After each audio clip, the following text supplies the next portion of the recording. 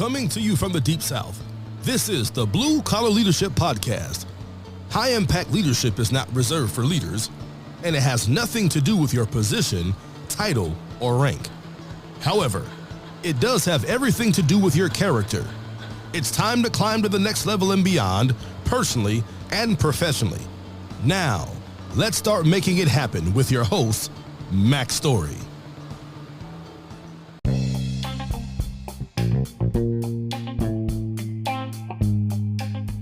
Before we get started with today's episode, I want to take a few moments and give you a preview of what you're about to hear and also direct you to some other series that I already have completed on my podcast.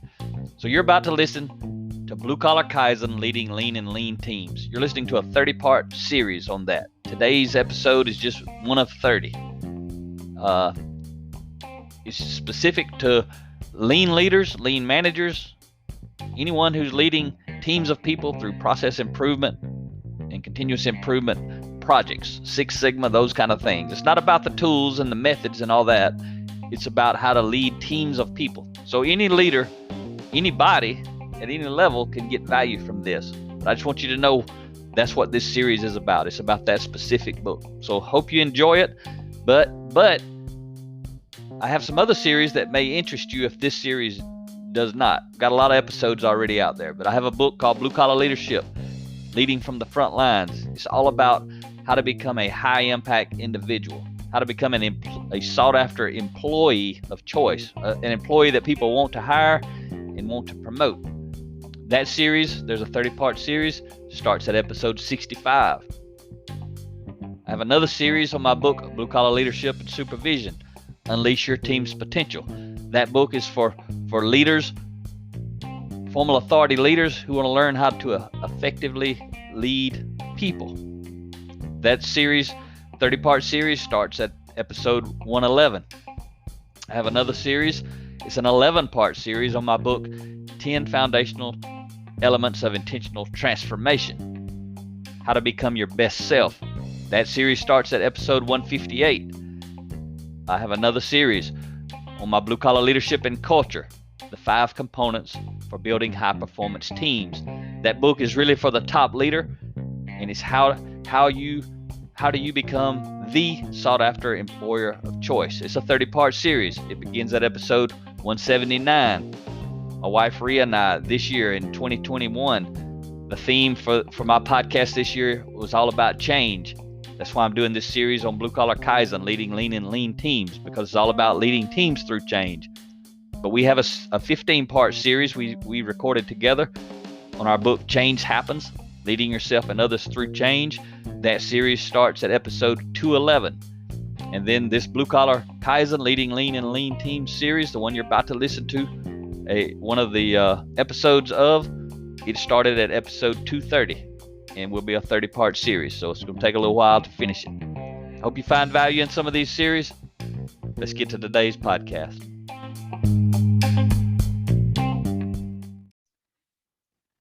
Hello, and thank you for stopping by the Blue Collar Leadership Podcast today.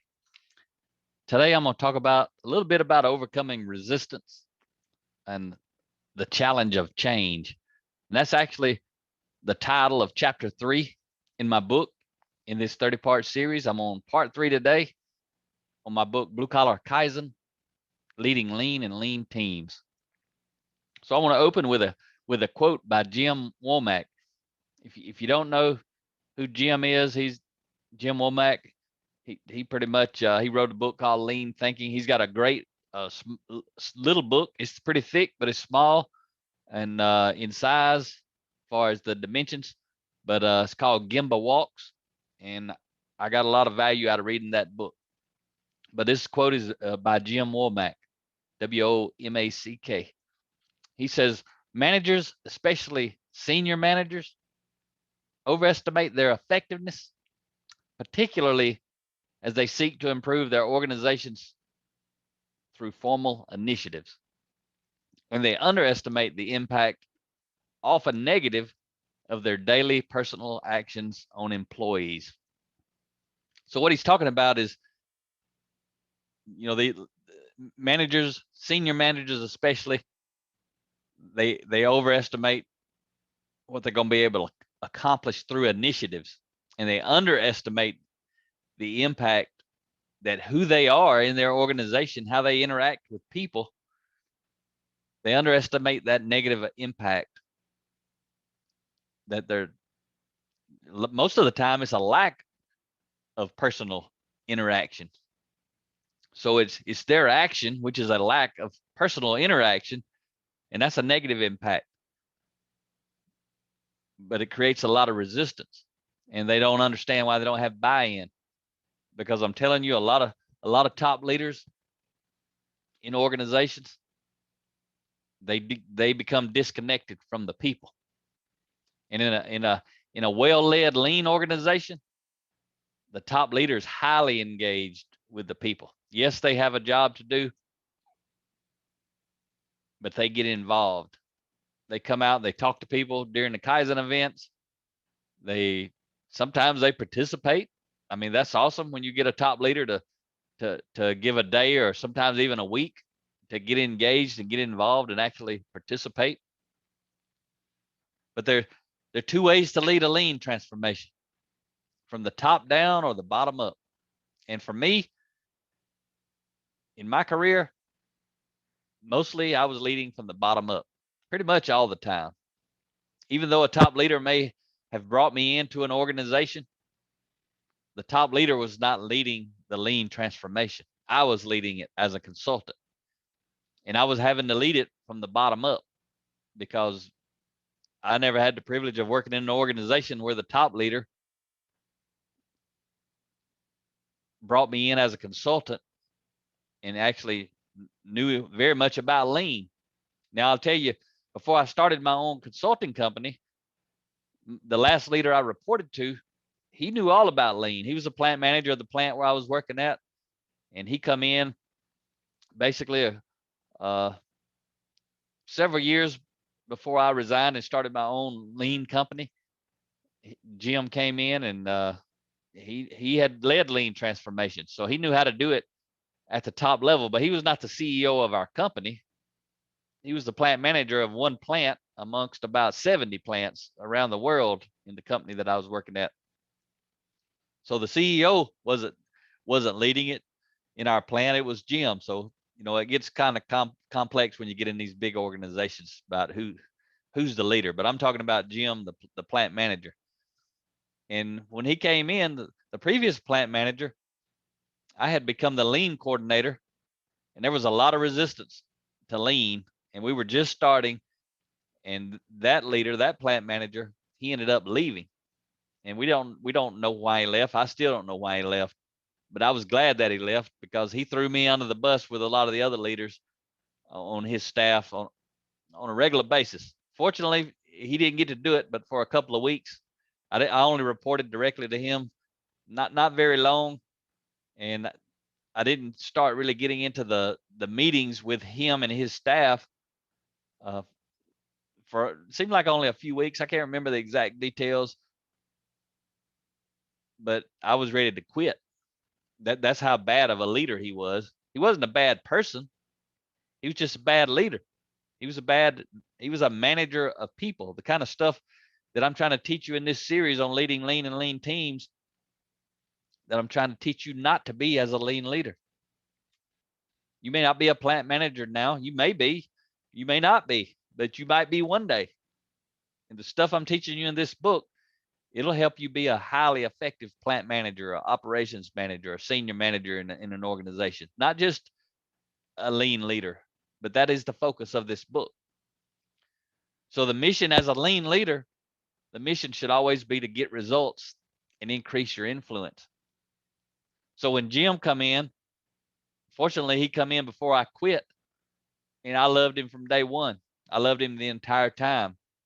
He was a high impact leader. He'd get out and he'd put on gloves and he'd put on Kevlar sleeves and he'd go work on the lines and he'd learn what the problems were. He got engaged with the people, and he was the plant manager, the top leader on site. He didn't have to do that, but he knew how to lead. That's what leaders do. They get involved, they get engaged. Then they remove obstacles. They build relationships, that sort of stuff. But I'm going to tell you what happened. And it's what I'm talking to you about in this chapter. There started to be a lot of resistance. There wasn't so much resistance before because we were not making very much progress with the other plant manager. But as soon as Jim came in, he unleashed those of us who were on board, and I was one of those people. I reported directly to him, and I was the lean coordinator and became the lean manager. There was never a lean coordinator or a lean manager till I took those positions. So we were just getting started on the journey. And but I reported to him. I was on board. There were several of us on board that reported to him. There were also several that reported to him who were not on board. I call it the great divide. That's what happens in a company. When you start really implementing a serious leadership development or lean manufacturing initiative inside of an organization, the great divide happens. Those for it and those against it. And I'm going to tell you who's going to transform the company is it's those for it. Those who are against it, they just derailing things. They're like an anchor. We call them anchor draggers. That's what they do, and they dragging the anchor. We're trying to move forward, and they just resist it. So if you missed the last series that I did, my wife and I did, got an entire 15-part series on our book, Change Happens, Leading Yourself and Others Through Change. Go back and listen to that, or either purchase that book. That's going to help you. It's going to be a resource for you if you're leading lean. This book is a resource for you on how do you effectively be a high impact leader of lean. But that book, Change Happens, will be a tremendous resource for you to use to grow and develop the mindset of the people who are going to be on the teams. It's a book I wished I would have had when I was leading lean, because I would have taught a whole lot of stuff that was in that book. And a lot of it I did teach. It just wasn't formal. I hadn't written the book yet. Rhea and I, we wrote that one together. But again, the mission should always be to get results and increase your influence. That's what high impact leaders have, is a lot of influence. I had so much influence in these companies because I had so many relationships, because I did what I'm going to teach you throughout this series. But most often there'll be resistance to change. And why? It's because change is hard. When leaders aren't growing and developing the people in an effort to prepare them for change. See, most people, most leaders, and again, they're low impact leaders or managers of people, they just start a lean initiative like we did. We just started it from scratch. Just so happened some of us were pretty good natural leaders, but most companies, they'll bring in a consultant, or they may do it with internal people. They may have internal people can do it, but they just do it to the people. They just start improving the processes. They don't prepare the people. They don't develop their mindset. They don't teach them why they should be proactive. They don't teach them why they should embrace change. They don't help them understand how they do or do not embrace change is going to impact them. They don't help them understand about the great divide that's going to happen. People who are on board and people who are not on board. They don't teach all that, because if you teach all that, everyone understands that you're aware of that, and you start helping them understand which team do they want to be on. People who are on board have a lot of influence with the leader. People who are not on board don't have a lot of influence. Guess who's going to get the raises? These folks. Guess who's going to get promoted? These folks. Guess who are going to get demoted or fired? These people.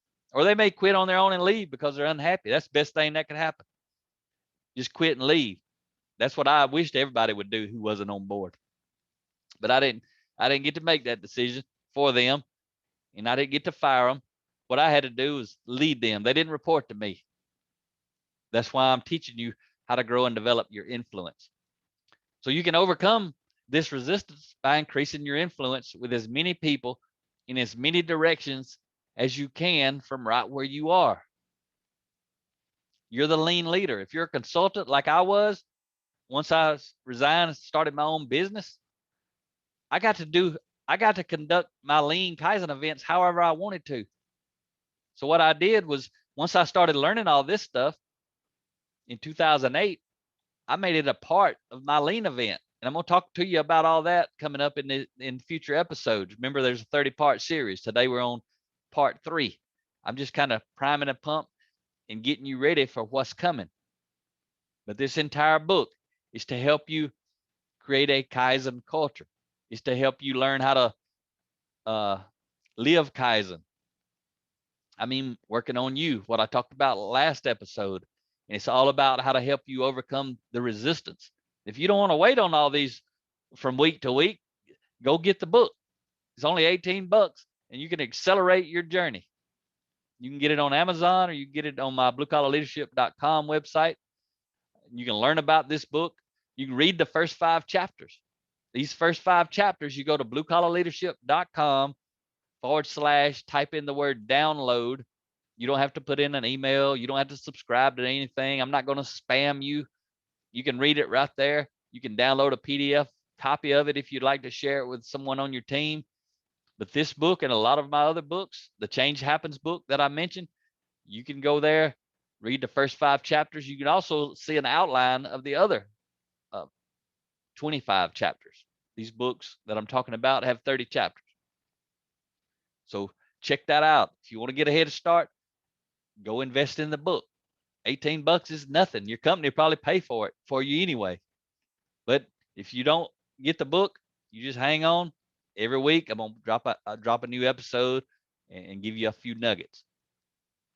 But you start by leading each team effectively and respecting the people.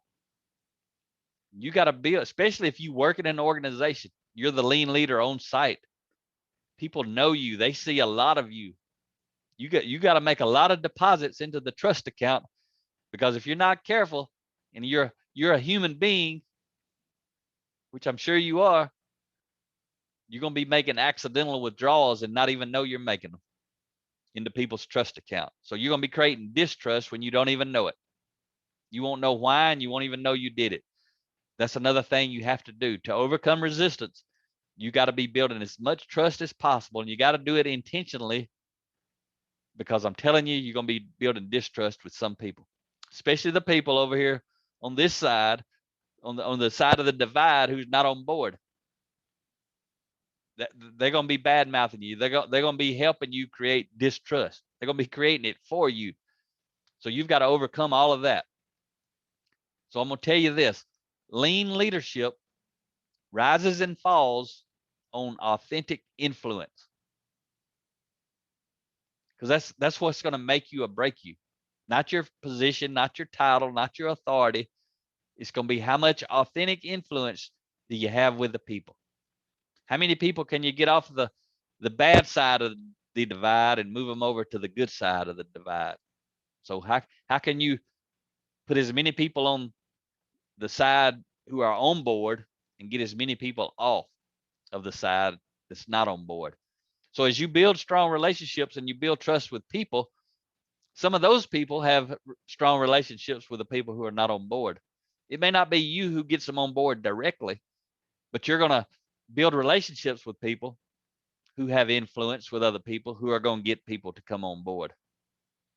What you got to do is work where you have the most influence. And when you have a team of people for a week doing a Kaizen event, that's a tremendous opportunity for you to do far more than just improve the process. You got to do that too, because that's probably what you're expected to do, maybe what you're hired to do.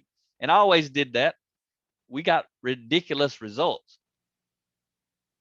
And it was, you heard me say we. What is it, me? It was we. It was the team.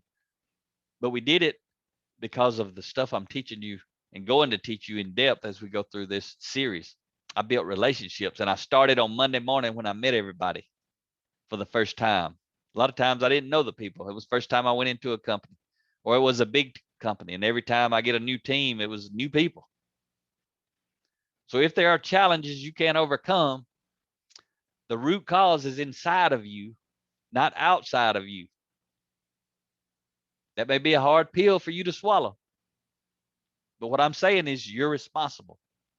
But until you say you're responsible, you're not positioned to improve anything.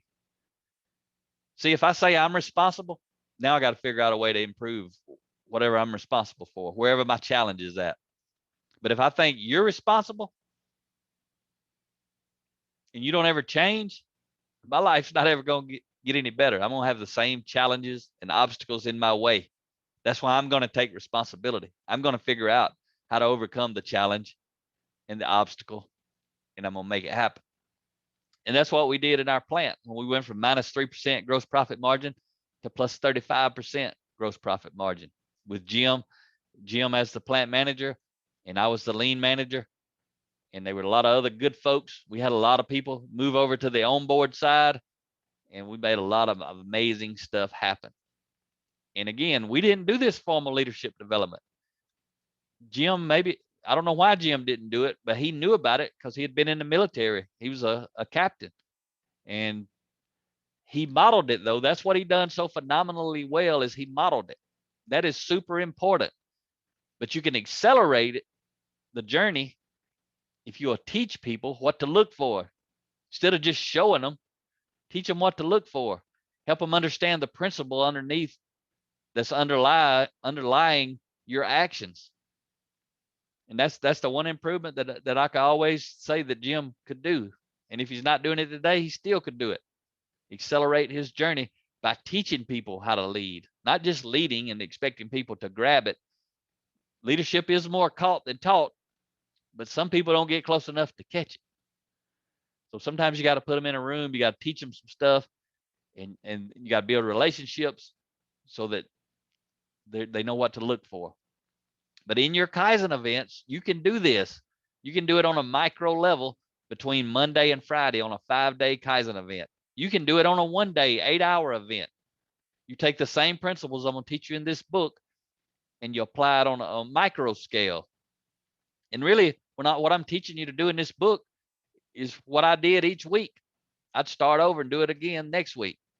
The leadership component stayed the same, but the process improvement component may change. I may be working on standard work next week, and the next week I'm working on a quick changeover. And the next week I might be doing a 5S event. The continuous improvement piece, the lean tools, those would change from project to project. But the stuff I'm teaching you in this book was consistent from week to week. No matter where I was at, no matter who the team was, no matter what the mission was, I did the stuff I'm going to teach you in this book, and it allowed me to be highly effective. It accelerated my journey, accelerated my relationship building. So I'm going to leave you with a quote from John Maxwell. He says, leadership is complicated. It has many facets: respect, experience, emotional strength, people skills, discipline, vision, momentum, timing. The list goes on, he says. And he says, as you can see, many factors that come into play in leadership are intangible. That's why leaders require so much seasoning to be effective. And what he's saying is there are a lot of factors, and I listed them off from his quote, come into play, and they're intangible. Can't see them, can't measure them. You just have to know how important they are. And that's what I'm trying to, if you've never studied leadership and you're a lean leader, that's what I'm trying to help you understand in this series, is the importance of these things, but also how to make a positive impact in these areas that are hard to measure. You got to know what to do. You got to know the right thing to do, and know if you do the right thing, it's going to move the needle in the right direction. That's what I'm going to teach you in this series. And again, you're going to learn a lot of stuff in this series that applies to just general leadership of teams of people in general. So don't think because I say this is, titled Blue Collar Kaizen, Leading Lean Teams, which it is, you can get a lot of value even if that's not your mission in life. But again, I'm going to tell you, I may tell you every episode, if you don't know about lean, you need to learn about lean. Talk to you next time.